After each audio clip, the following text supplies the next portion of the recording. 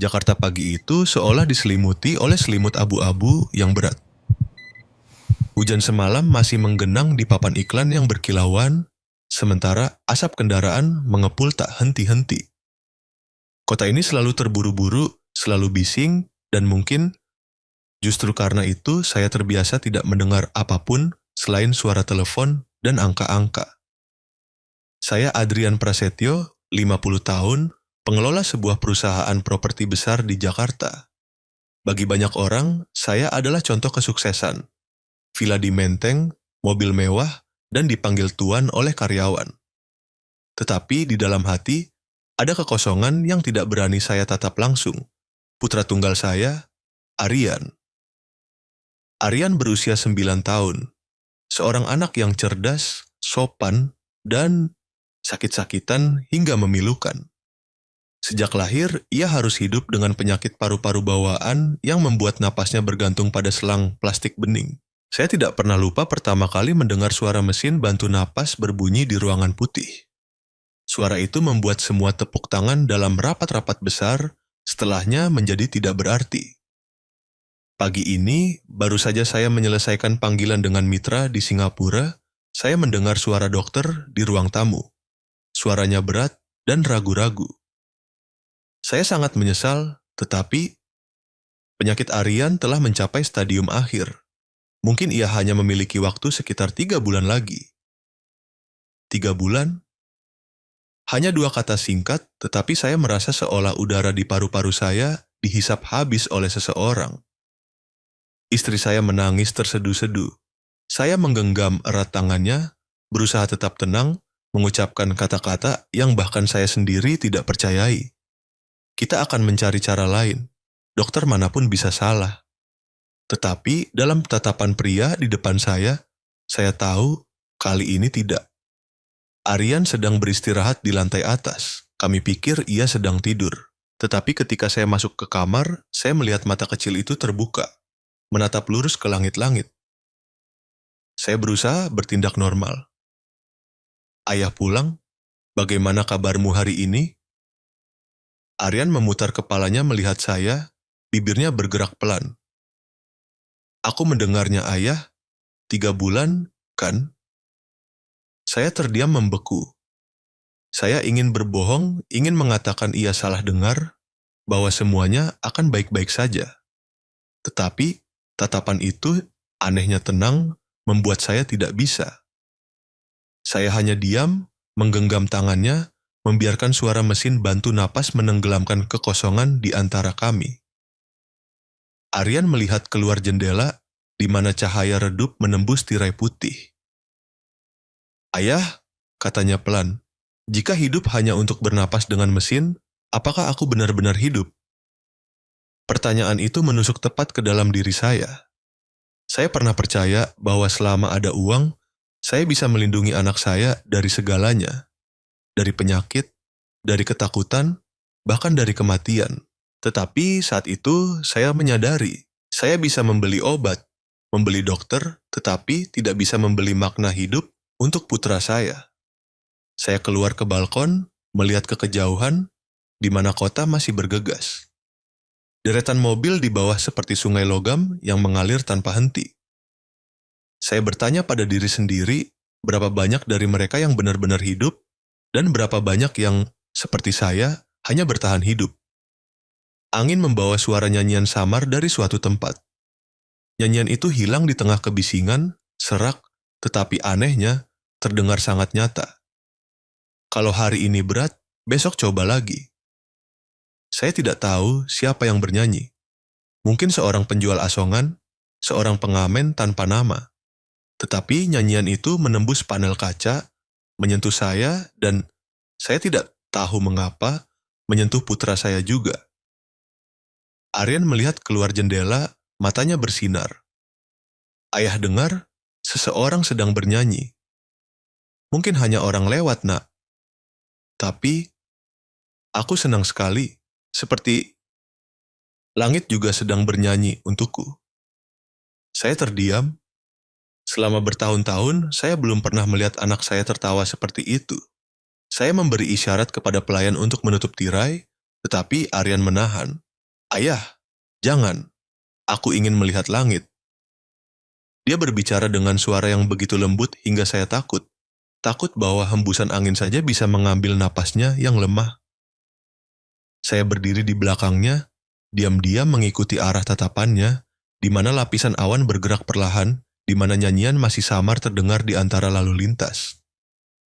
Saya tidak tahu mengapa, tetapi ketika melihat anak saya merasa bahwa seseorang di luar sana yang menyanyikan lagu itu sedang menarik tali tak terlihat yang menghubungkan dua jiwa di dua dunia berbeda menjadi dekat.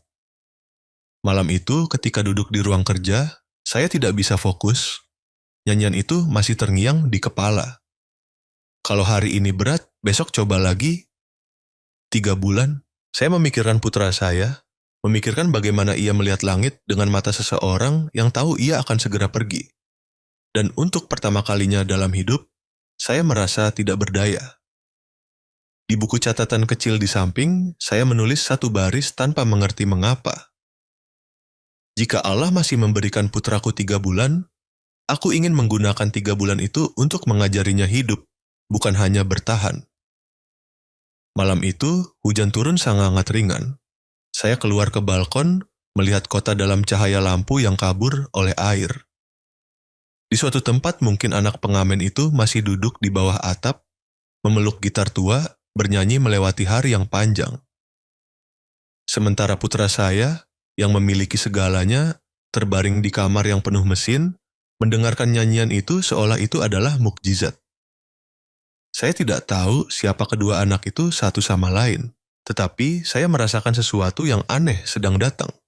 Seperti angin aneh yang menyelinap melalui celah hujan, menyentuh hati saya, membuat saya percaya bahwa Allah sedang mengatur pertemuan yang tidak dapat saya pahami.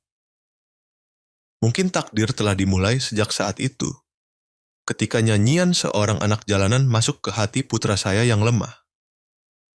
Satu anak bernyanyi untuk hidup, satu anak hidup untuk mendengarkan, dan keduanya sedang mengajari saya, seorang ayah, memahami hal yang sudah lama saya lupakan. Hidup adalah untuk mencintai, bukan untuk memiliki. Jika Anda pernah menyaksikan seseorang berjuang untuk hari-hari terakhir hidupnya, Anda akan mengerti bahwa terkadang yang mereka butuhkan bukanlah obat atau janji kesembuhan, tetapi alasan untuk terus percaya bahwa mereka masih perlu berusaha. Jika Anda juga percaya bahwa setiap pertemuan dalam hidup memiliki makna yang telah ditentukan, silakan tinggalkan komentar "Sadu". Siapa tahu suara nyanyian sederhana itu juga bisa mengubah seluruh takdir seseorang. Sore itu, hujan turun deras, suara guntur bergema jauh, diselingi suara telepon yang berdering tanpa henti di meja kerja. Saya berdiri di tengah ruang tamu, baru saja menandatangani kontrak melalui faks, sambil berbicara cepat dengan mitra. Ya, proyek di Surabaya harus dimulai sesuai jadwal. Saya ingin laporan keuntungan kuartal ini meningkat minimal 20%. Bagi saya, angka adalah napas. Saya pernah percaya bahwa selama angka itu terus meningkat, semuanya dalam hidup saya baik-baik saja. Tetapi mungkin saya salah. Di belakang saya, suara roda kursi berputar pelan di lantai kayu. Saya berbalik, melihat Aryan duduk di sana, diam. Anak itu tampak sangat kecil dalam sweater yang kebesaran, wajahnya pucat, mata sedikit bengkak seperti baru kurang tidur. "Ayah, bisakah kita bicara sebentar?" Saya masih menempelkan teleponnya di telinga, memberi isyarat agar ia menunggu. Tetapi suara putra saya kali ini sangat berbeda. Perlahan, tetapi penuh tekad. "Ayah, jika aku hanya punya 3 bulan lagi untuk hidup, aku ingin meminta satu hal." Saya tersentak. Orang di ujung telepon masih berbicara, tetapi saya tidak mendengar apa-apa lagi. Saya menutup telepon. "Katakan, kamu mau apa? Obat? Perjalanan? Atau kamu butuh dokter lain?" Aryan menggeleng, menatap saya. Di matanya, saya melihat sesuatu yang sekaligus akrab dan jauh. "Tidak, ayah. Aku tidak mau sesuatu yang bisa ayah beli. Aku ingin bertemu seseorang yang benar-benar bebas. Seseorang yang tidak punya apa-apa, tetapi masih bisa tertawa.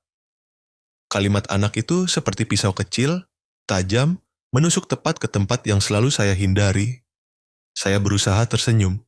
Bebas? Kamu punya segalanya, rumah, pelayan, sekolah, semuanya. Apalagi yang lebih bebas dari itu? Dia menggeleng. Tidak, ayah, aku punya segalanya kecuali satu hal, hidup yang nyata. Aku ingin bertemu seseorang yang hidup untuk dirinya sendiri, bukan untuk uang, bukan karena takut. Pernyataan anak itu seperti bilah pisau kecil, tajam, menusuk tepat ke tempat yang selalu saya hindari. Saya tidak menjawab. Saya hanya berdiri melihat hujan turun di luar bingkai jendela, bertanya pada diri sendiri sejak kapan saya melupakan makna dari kata kebebasan. Malam itu, saya tidak bisa tidur. Suara mesin bantu napas di kamar anak saya berdetak teratur seperti detak jantung seluruh rumah. Saya berdiri di luar pintu, melihat melalui celah. Aryan sedang memegang foto lama ibunya, tersenyum tipis. Dalam kegelapan, saya tiba-tiba menyadari, meskipun saya memiliki seluruh dunia ini, saya tetap tidak bisa membeli ketenangan walau hanya 1 detik untuk putra saya. Keesokan paginya, ketika sinar matahari baru saja menembus pepohonan di teras, saya memanggil sopir dan 2 pengawal terpercaya. Saya ingin kalian mencari seorang anak pengamen, sekitar 14 tahun, biasanya bermain gitar di area Blok M. Sopir, Pak Darto, melihat saya dengan bingung. Maaf tuan, untuk apa? Saya hanya menjawab singkat, untuk memenuhi permintaan putra saya. Sore itu, 2 mobil hitam meninggalkan gerbang rumah besar. Saya duduk di belakang bersama Aryan. Anak itu diam, matanya mengikuti setiap lampu yang memudar melalui kaca jendela yang basah. Saya belum pernah melewati jalan-jalan ini. Tempat Jakarta tidak berkilauan seperti pusat kota, tempat bau lembab dan debu batu bara bercampur di udara. Di sana, orang hidup nyata, meskipun kotor. Mobil melewati sebuah jembatan kecil, lalu berhenti di pinggir jalan. Nyanyian terdengar di antara suara klakson mobil, suara hujan, dan hiruk-pikuk kehidupan. Kalau hari ini berat, besok coba lagi. Saya melihat seorang anak kecil meringkuk di samping tiang listrik, memeluk gitar tua, rambutnya basah kuyup, matanya bersinar aneh di tengah hujan. Aryan tiba-tiba sedikit condong ke depan, suaranya bergetar tetapi penuh emosi. Ayah, itu dia. Aku ingin bertemu dengannya. Saya melihat anak saya lalu melihat anak di luar sana. Di satu sisi adalah mobil mewah dengan AC dan aroma parfum. Di sisi lain adalah trotoar basah dan kaki telanjang yang berlumuran lumpur. 2 dunia yang tidak pernah punya alasan untuk bersilangan, kecuali ada tangan tak terlihat yang mengaturnya. Saya meminta sopir berhenti, membuka pintu. Pengawal keluar mendekati anak itu. Saya melihat Raffi, baru belakangan saya tahu namanya, sedikit terkejut, matanya waspada seperti kucing liar yang terpojok. Siapa namamu? Tanya pengawal. Nama Raffi. Ada apa? Kalau Bapak mau memberi sedekah, masukkan ke kotak. Saya tidak meminta dari siapapun. Saya mendengarnya dan tercekat. Suara itu tidak mengandung kelemahan seorang anak miskin, melainkan kebanggaan seseorang yang berusaha mempertahankan sedikit harga diri terakhir. Aryan memberi isyarat agar saya membuka pintu mobil, saya belum sempat menahan, anak itu sudah menyondongkan diri, tersenyum tipis. Halo, aku Aryan, aku hanya ingin bicara, boleh? Raffi mundur setengah langkah, curiga. Kamu siapa? Wartawan? Atau program amal? Aryan menggeleng. Tidak, aku hanya seorang anak yang ingin tahu bagaimana rasanya bebas. Seluruh lingkungan seolah hening selama beberapa detik. Hujan masih turun, tetapi lebih pelan, lebih tenang. Saya melihat di mata kedua anak itu ada sesuatu yang melampaui apa yang saya pahami, seolah mereka berbicara dalam bahasa yang telah dilupakan orang dewasa. Mereka duduk di kursi besi berkarat di taman kecil di seberang jalan. Saya berdiri jauh, tidak berani mengganggu. Kamu terlihat sangat bahagia, kata Aryan suaranya lemah tetapi tulus. Tertawa bukan karena senang, jawab Raffi, matanya melihat hujan turun melalui dedaunan. Sering kali tertawa hanya untuk membuat hidup terasa lebih ringan. Saya melihat Aryan menunduk, jari-jarinya sedikit gemetar di pegangan kursi roda. Sementara Raffi memiringkan kepala, seolah mengucapkan hal yang bahkan ia sendiri tidak sadari. Sebuah filosofi usia 14 tahun, sederhana namun mendalam. Pada saat itu saya mengerti. Putra saya telah menemukan hal yang tidak akan pernah bisa dibeli oleh uang saya, jiwa yang bebas. Ketika kembali ke mobil, Aryan tetap diam. Tetapi tidak seperti biasanya, di matanya ada cahaya yang sangat aneh. Bukan cahaya demam, tetapi cahaya dari keyakinan baru. Dalam perjalanan pulang, ia menggenggam tangan saya, berbisik, "Terima kasih ayah. Untuk pertama kalinya, aku merasa hidup yang nyata." Saya berbalik, menyembunyikan mata saya yang basah. Di dalam hati, saya mendengar kembali lagu anak Raffi, bergema di tengah hujan kabur di luar jendela kaca. Kalau hari ini berat, besok coba lagi. Sebuah lagu sederhana, tetapi bisa menyelamatkan sebuah jiwa. Malam itu, ketika Aryan sudah tidur, saya duduk sendirian di teras rumah, melihat hujan turun di taman. Saya memikirkan kedua anak itu, satu hidup di tengah materi, satu hidup di tengah kekurangan, tetapi sama-sama bersyukur atas setiap napas yang mereka miliki. Mungkin Allah telah mengirim Raffi tidak hanya untuk membantu Aryan menemukan makna hidup, tetapi juga untuk mengajari saya, seorang ayah yang mengira dirinya tahu segalanya, belajar kembali cara mencintai dan cara percaya. Jika Anda di antara batas satu sisi adalah orang tercinta yang kehilangan kepercayaan pada kehidupan, dan satu sisi adalah orang asing yang membawa cahaya sederhana dari Allah. Apakah Anda berani membuka pintu itu agar kedua dunia bertemu? Silakan komentari 1. Jika Anda percaya bahwa terkadang justru orang yang paling tidak kita duga adalah mukjizat yang dikirim ke dalam hidup kita. Atau 2. Jika Anda masih ragu, belum berani percaya pada hal itu. Saya pernah berpikir dalam hidup ini ada 2 hal yang tidak bisa diubah, takdir dan kedudukan. Tetapi hari itu putra saya yang berusia 9 tahun yang lemah telah membuktikan bahwa saya salah. Seminggu setelah pertemuan dengan anak pengamen bernama Raffi, Aryan hampir berubah sepenuhnya. Anak itu bangun setiap pagi dengan senyum, tidak lagi menghindari cermin seperti sebelumnya. Ia sering duduk di dekat jendela, menunggu saya pergi bekerja, lalu bertanya, "Ayah, bolehkah aku keluar sebentar?" Awalnya, saya pikir itu hanya keinginan seorang anak yang terlalu lama terkunci. Tetapi tidak. Kali ini, ia melihat saya dengan tatapan yang sangat berbeda. Tatapan seseorang yang ingin hidup, bukan hanya bertahan. "Ayah, aku ingin hidup seperti Raffi selama sehari." Kalimat itu membuat saya terkejut. Saya kira saya salah dengar. Hidup seperti dia? Maksudmu? Di jalanan? Tanpa obat? Tanpa dokter? Tanpa perawatan? Aryan mengangguk pelan. Bibirnya pucat tetapi matanya bersinar jernih. "Aku ingin mencoba bagaimana rasanya bebas. Hanya sehari, ayah. Hanya sehari." Saya langsung menolak. "Tidak mungkin. Kamu sakit sedikit kena hujan saja sudah berbahaya." Aryan menggenggam tangan saya, suaranya serak tetapi tegas. "Jika aku hanya punya 3 bulan untuk hidup, aku ingin setidaknya 1 hari benar-benar milikku. Hanya sehari, agar aku mengerti bagaimana Raffi hidup." Saya terdiam. Pada saat itu, saya menyadari bahwa anak itu tidak meminta izin untuk keluar, ia meminta izin untuk hidup. Malam itu, ketika melihat anak saya tidur nyenyak, hati saya tiba-tiba goyah. Kalimatnya terus terngiang di kepala saya seperti permohonan yang hening.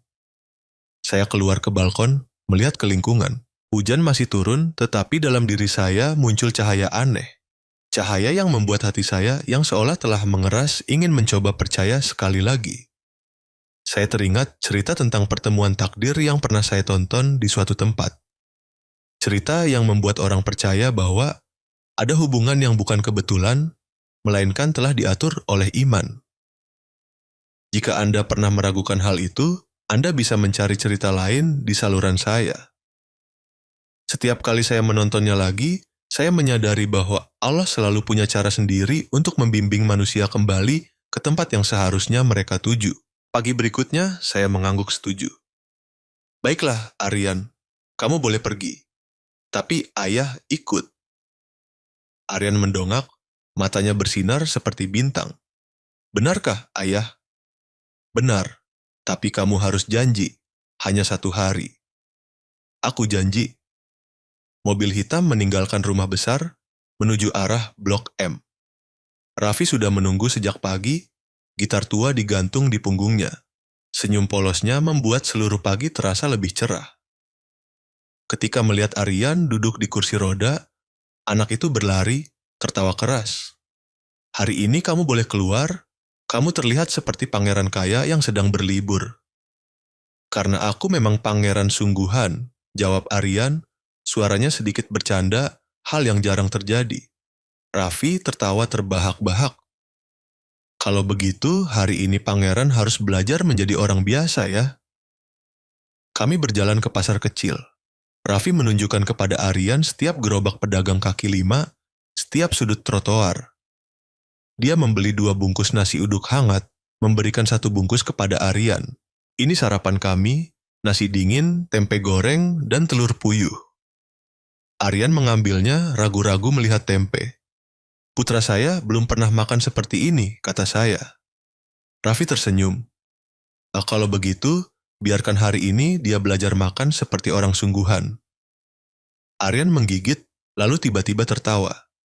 Enak sekali, tidak perlu restoran atau koki, hanya perlu tempe dan aroma asap. Saya melihat senyum itu, hati saya terasa asing. Sudah berapa tahun saya tidak melihatnya tertawa sealami itu. Siang hari, kedua anak itu pergi ke bawah jembatan layang. Raffi duduk, mengeluarkan gitar, menoleh ke Aryan. Kamu bisa bernyanyi? Tidak, tapi aku suka mendengarkan. Kalau begitu dengarkan ya. Suara gitar terdengar di antara lalu lintas. Suara Raffi tidak merdu seperti penyanyi, tetapi ada ketulusan yang membuat orang lewat menoleh. Aryan duduk diam, matanya sedikit berkaca-kaca. Ketika lagu berakhir, seorang wanita menghentikan mobil, memasukkan beberapa lembar uang ke dalam kotak kaleng. Aryan terkejut. Dia tidak kenal kamu tapi masih memberimu uang? Raffi mengangkat bahu. Karena ada orang yang mendengar ketulusan dalam lagu saya. Di dunia ini tidak semua orang jahat. Aryan menunduk melihat tangan kurusnya. Jadi, kamu bernyanyi karena uang atau karena keyakinan? Karena hidup, jawab Raffi. Kalau kamu, hidup karena apa? Aryan terdiam. Saya berdiri jauh, mendengar pertanyaan itu seolah seseorang baru saja menepuk dada saya. Pertanyaan itu tidak hanya ditujukan untuk putra saya, tetapi juga untuk saya, orang yang telah melupakan tujuan sejati hidupnya. Sore menjelang malam. Kedua anak itu duduk di tangga tua, berbagi segelas teh susu murah. Saya duduk di mobil mengamati, hati saya tercekat ketika melihat Aryan tertawa, bercanda, lalu menengadah ke langit, menghirup dalam-dalam seolah ingin menelan seluruh udara berdebu itu ke paru-parunya. Kamu tidak takut debu? Tanya Raffi. Tidak, jawab Aryan, suaranya bergetar tetapi matanya bersinar. Aku hanya takut tidak bisa bernapas lagi. Raffi mengangguk pelan, memetik senar gitar dengan lembut, berkata seperti berbisik. Karena kamu hidup dengan keyakinan, bukan dengan ketakutan. Kalimat itu tidak akan pernah saya lupakan. Seorang anak jalanan yatim piatu mengajari putra saya dan mengajari saya juga tentang cara hidup, dengan kesederhanaan yang membuat semua filosofi terasa kecil. Malam tiba, Aryan tidak mau pulang. Dia memohon untuk tidur di teras dengan Raffi, hanya 1 malam. Saya ingin menolak, tetapi kemudian melihat senyum di bibir anak saya diam. Kedua anak itu meringkuk di bawah selimut tipis, berbaring bersebelahan di bawah atap teras yang usang. Aryan melihat langit yang penuh bintang, hal yang hanya pernah dilihatnya melalui jendela kaca. Raffi, kamu pernah mengharapkan sesuatu? Aku berharap setiap hari aku masih bangun adalah hadiah. Kalau kamu, Aryan tersenyum tipis, aku berharap jika besok aku tidak ada lagi, setidaknya aku sudah menjalani satu hari yang nyata. Saya memalingkan wajah, air mata jatuh tanpa saya mengerti mengapa. Angin malam berhembus, membawa bau asap dari warung yang jauh. Dua anak, satu pernah hidup dalam ketakutan, satu dalam kekurangan, kini berbaring berdampingan, bersama-sama menatap langit yang sama. Satu belajar tentang kebebasan, satu belajar tentang kasih sayang. Dan saya, sang ayah yang berdiri di belakang, belajar hal yang paling berharga. Terkadang, agar anak bisa hidup sejati, kita harus berani melepaskan. Saya pernah berpikir, hal yang paling mengerikan dalam hidup seorang ayah adalah mendengar kabar anaknya akan meninggal. Tetapi malam itu, di tengah badai yang mengamuk, saya baru mengerti. Ada hal yang lebih menakutkan, yaitu ketika Anda tahu anak Anda sedang sekarat di suatu tempat, dan Anda tidak berdaya untuk menemukannya. Semua berawal pada suatu malam di awal bulan Maret. Hujan turun deras. Angin kencang menghantam jendela kaca villa, ranting pohon berderak di dinding.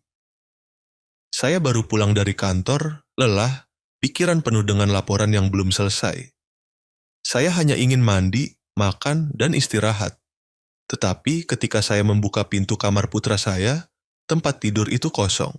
Selang napas, mesin oksigen, obat-obatan, semuanya masih ada di sana, terasa dingin.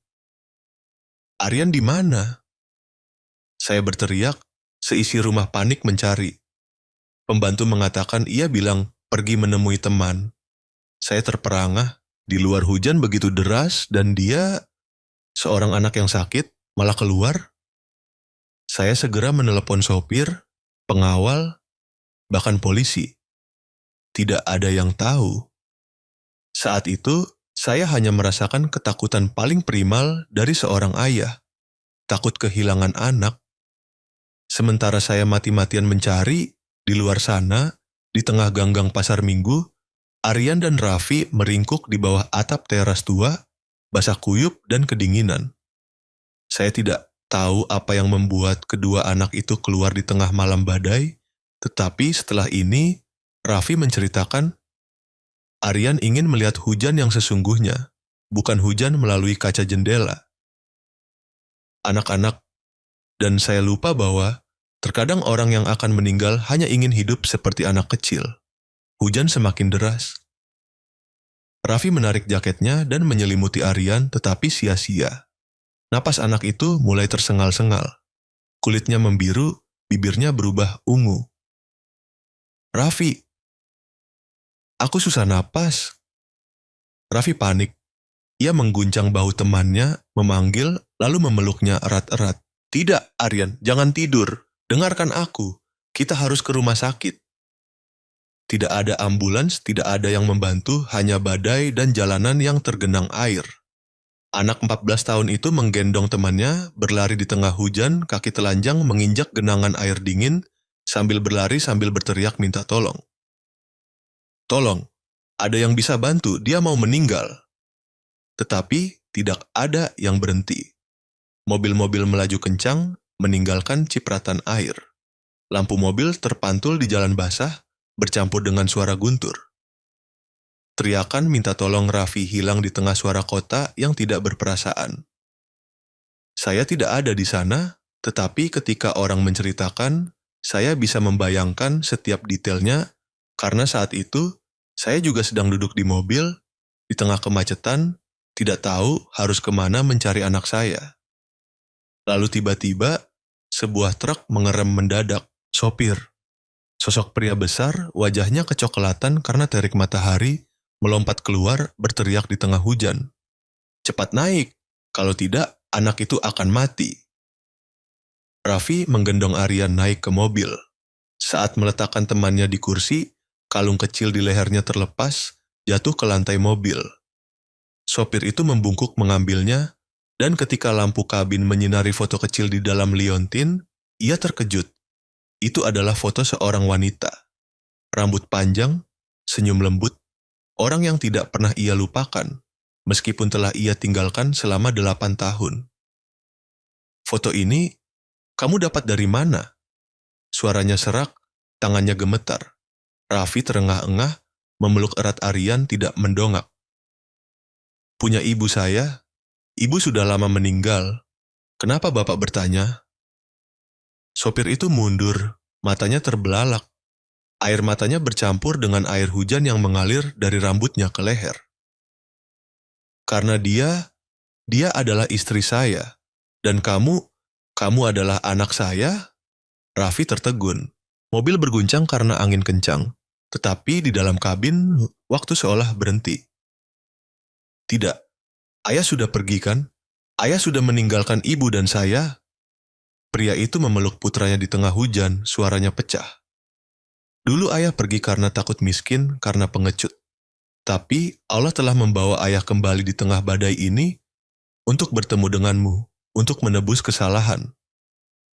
Dia menginjak pedal gas dengan keras. Mobil melaju, membelah air di tengah jalanan yang tergenang. Raffi memeluk Aryan di dadanya, sambil menangis, sambil berdoa. Ya Allah, jangan ambil dia. Dia belum sempat hidup. Setiap detik terasa sepanjang hidup.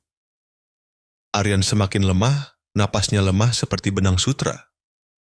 Sopir, ayah yang baru kembali menjadi ayah, terus membunyikan klakson, menerobos lampu merah, tidak peduli apapun lagi. Ketika mobil berhenti di depan rumah sakit, Raffi menggendong Aryan berlari masuk, basah kuyup seperti baru keluar dari laut.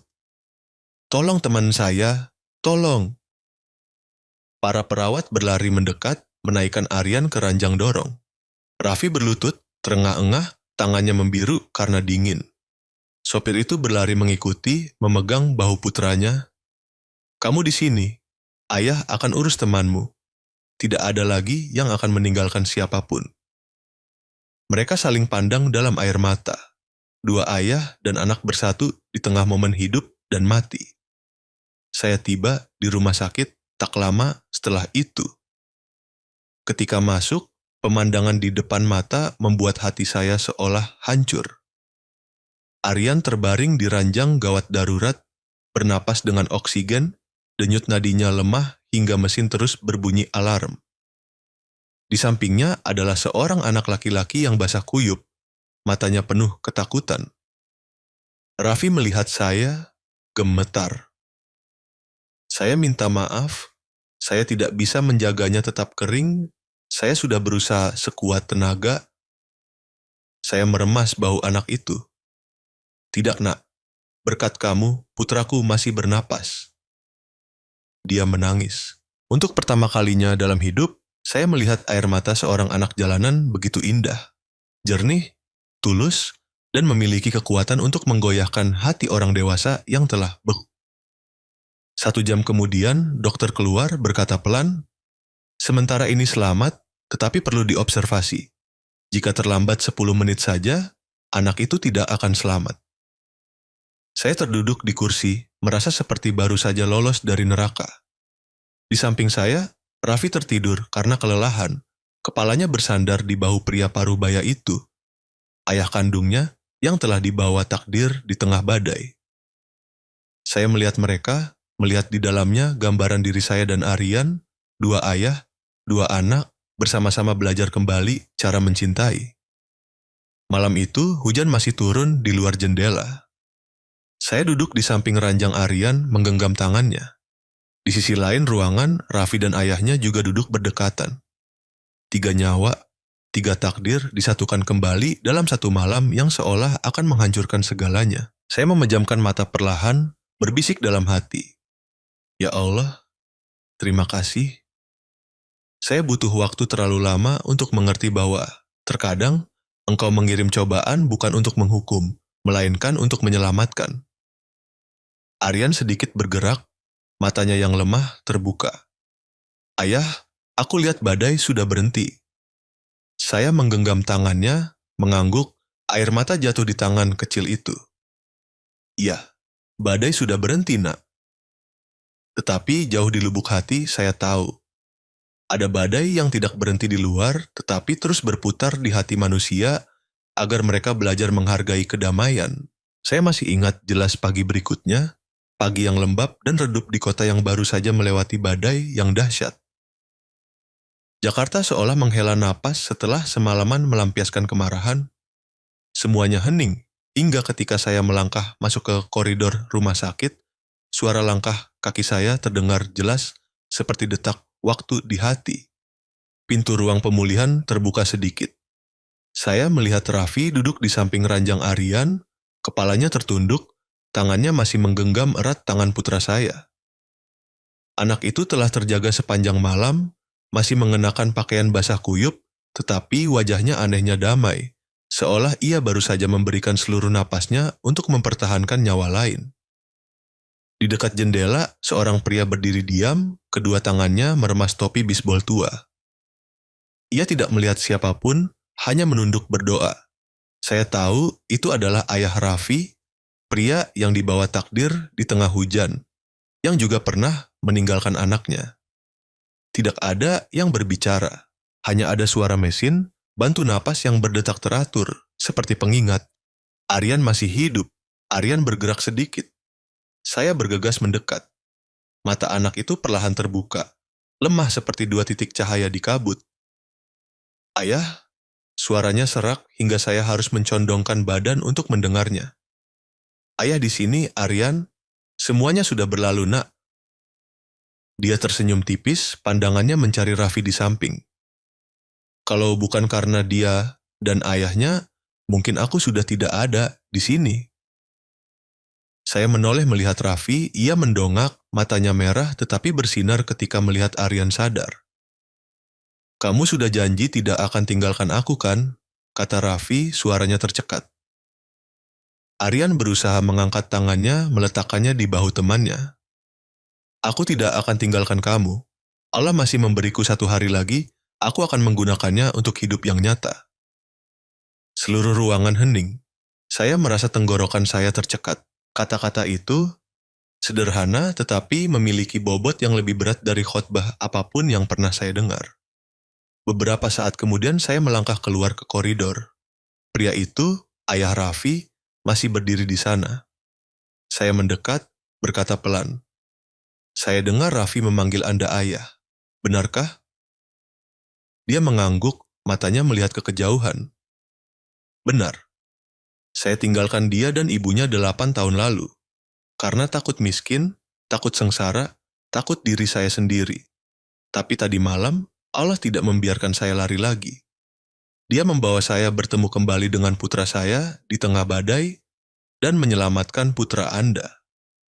Suaranya bergetar, tangannya meremas topi hingga buku-buku jarinya memutih. Saya tidak berani meminta maaf, tapi terima kasih karena Anda tidak menganggap anak saya sebagai pengemis. Saya menaruh tangan di bahunya. Anda tidak perlu berterima kasih. Justru putra Anda yang telah menyelamatkan jiwa saya. Anak itu mengajari saya memahami hal yang telah saya lupakan seumur hidup. Bahwa kita berbeda dalam kekayaan, tetapi sama dalam ketakutan kehilangan anak. Dua pria, satu pernah kaya tetapi dingin, satu pernah miskin tetapi kehilangan kepercayaan, berdiri di bawah cahaya redup koridor rumah sakit, diam seperti dua orang berdosa yang baru menemukan kembali sisi kemanusiaan dalam diri mereka. Beberapa hari kemudian, Aryan diizinkan pulang. Hujan turun lagi, tetapi kali ini adalah hujan yang tenang, membersihkan semua debu yang tersisa. Saya mengambil keputusan yang belum pernah saya pikirkan sebelumnya, mengajak ayah dan anak Raffi untuk tinggal bersama keluarga saya. Bukan karena belas kasihan, tetapi karena saya tahu ada hutang yang hanya bisa dibayar dengan kasih sayang. Raffi merasa canggung saat melangkah masuk ke villa. Ia terus melihat ke lantai, tangannya memegang erat gitar tua. Saya tidak terbiasa di tempat seperti ini. Di sini terlalu bersih, saya takut mengotorinya. Aryan tertawa, menarik tangan temannya.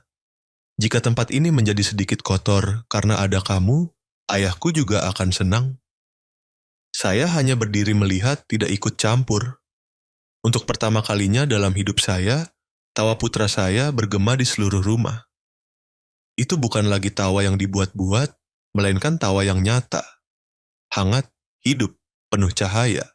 Ayah Raffi, setelah saya tawarkan untuk tinggal dan bekerja, menerima tawaran menjadi sopir pribadi keluarga.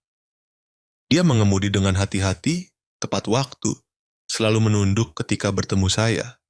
Tetapi saya tahu, di dalam hatinya masih ada beban penyesalan.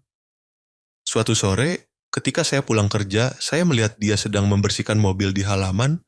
Saya mendekat. Anda tidak perlu bekerja terlalu keras. Tidak apa-apa, dia tersenyum. Saya tidak hanya membersihkan mobil, tetapi saya sedang membersihkan hidup saya sendiri. Sudah terlalu lama saya tidak tahu cara menunduk kepada siapapun, bahkan kepada Allah. Saya terdiam. Kalimatnya mengingatkan saya pada diri sendiri. Selama bertahun-tahun, saya juga telah lupa cara menunduk di depan putra saya, di depan kenyataan bahwa uang tidak bisa menyelamatkan segalanya. Hari-hari berikutnya, kehidupan di rumah saya berubah total. Setiap pagi, Raffi duduk di dekat jendela bermain gitar, sementara Aryan mendengarkan. Senyum lembut terlihat jelas di wajahnya yang pucat. "Kamu tahu, Raffi," kata Aryan, "aku merasa seperti hidup dalam sebuah lagu." Lagu itu judulnya apa? Judulnya Masih Ada Harapan di Hari Esok. Keduanya tertawa riang.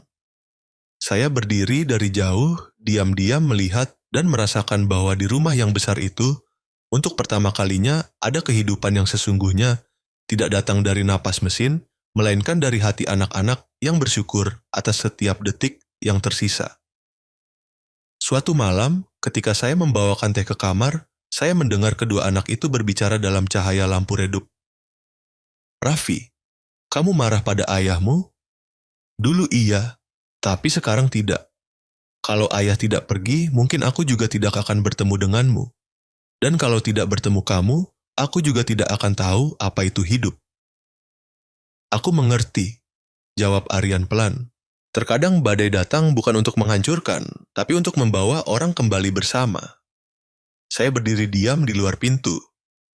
Kalimat itu seperti sebuah kitab suci yang lembut jatuh ke hati saya. Saya memejamkan mata perlahan, dan untuk pertama kalinya dalam bertahun-tahun, saya mengucapkan amin dalam hati. Bukan hanya untuk diri sendiri, tetapi untuk dua anak kecil yang baru saja mengajari saya apa itu iman yang sejati.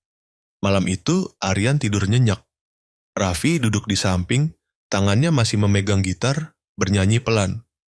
"Kalau hari ini berat, besok coba lagi." Saya mendengar melodi itu dan tersenyum. Besok, mungkin masih ada tantangan. Tapi setidaknya, saya tahu saya tidak lagi sendirian dalam badai. Ada pagi-pagi, langit terlihat begitu damai.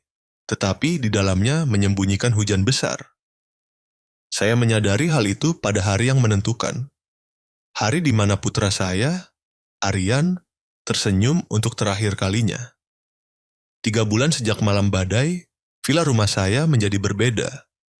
Tidak ada lagi suara telepon yang mendesak, tidak ada lagi rapat yang berkepanjangan. Sebaliknya adalah suara gitar Raffi yang bergema setiap pagi di sudut teras dan suara tawa lemah Aryan di antara napasnya yang tersendat-sendat. Saya mengira jika cukup obat, cukup dokter, anak saya bisa tinggal lebih lama. Tetapi kemudian saya mengerti.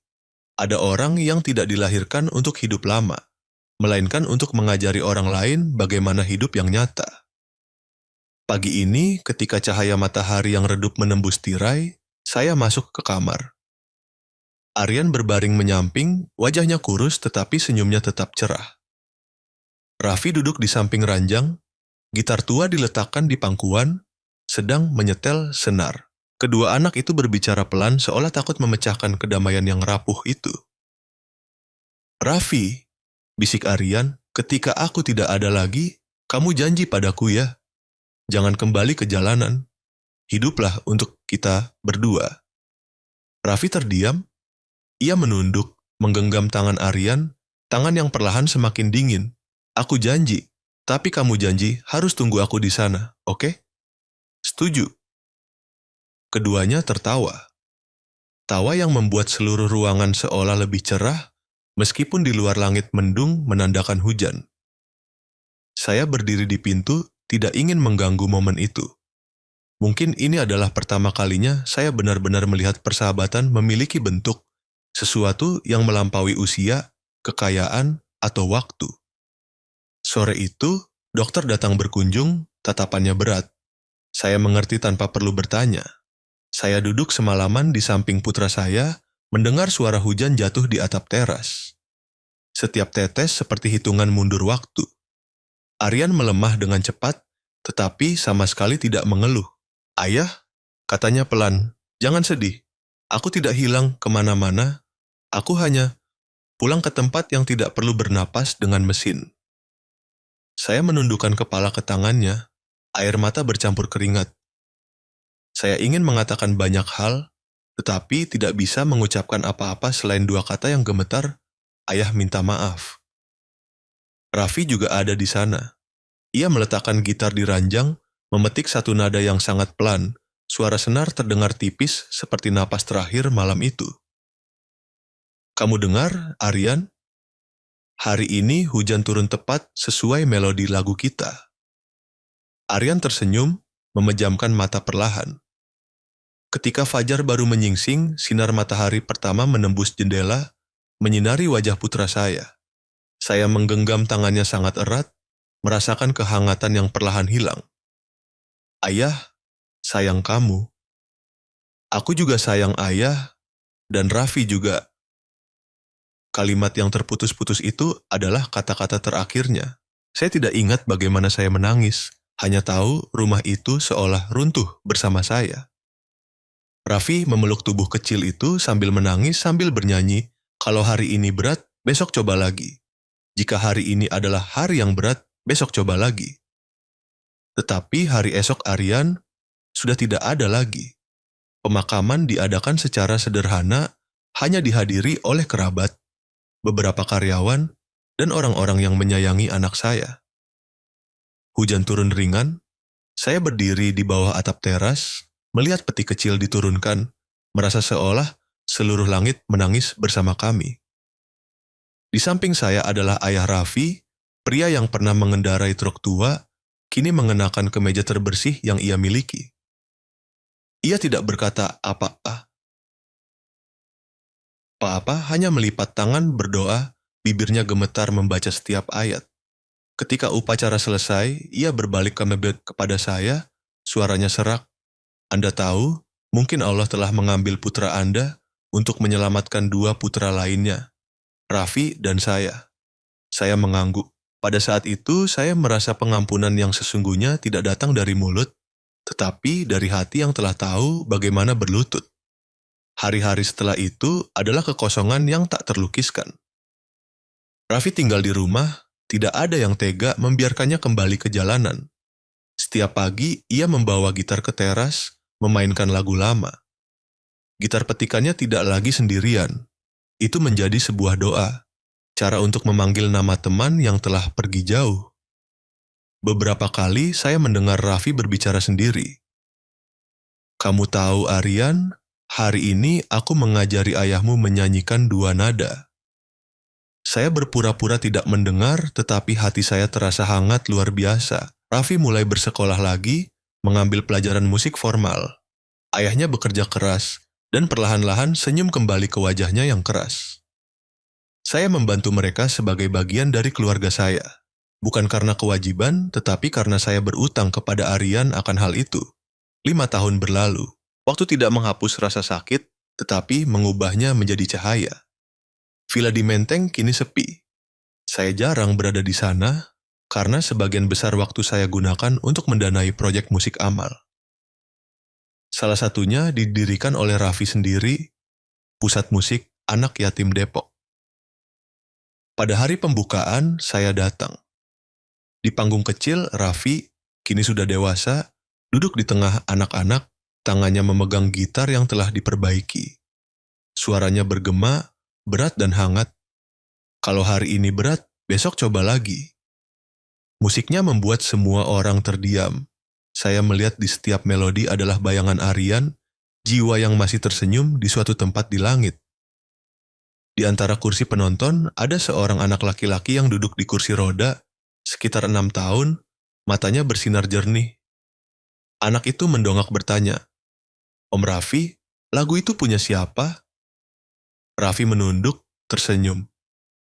Punya seorang teman lama, dia pernah mengajari paman bahwa jika hari ini adalah hari yang sulit, besok masih ada harapan. Sore itu, ketika semua orang telah pulang, saya melihat Raffi berdiri sendirian di halaman menatap langit kuning pucat.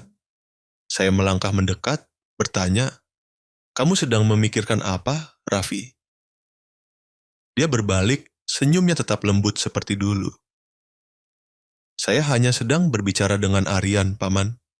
Saya bilang padanya bahwa kita masih hidup di bawah langit yang sama. Saya mendongak ke arah itu. Awan membentang di langit, sinar matahari menembus seperti benang emas. Dalam angin, saya mendengar petikan gitar yang samar, atau mungkin itu hanya suara hati saya yang bergetar ketika mengingat seorang anak yang pernah mengajari saya cara percaya pada keajaiban. Saya memejamkan mata, tersenyum. Bukan karena saya telah melupakan rasa sakit, tetapi karena kini saya tahu, setiap kehilangan memiliki maknanya sendiri. Aryan telah pergi, tetapi cahayanya tetap tinggal dalam petikan gitar Raffi dan dalam hati orang-orang yang pernah belajar mencintai setelah kehilangan segalanya. Dan ketika angin sejuk berhembus, saya seolah mendengar seseorang berkata kepada saya, "Ayah, jangan menangis lagi. Aku masih di sini di bawah langit yang sama."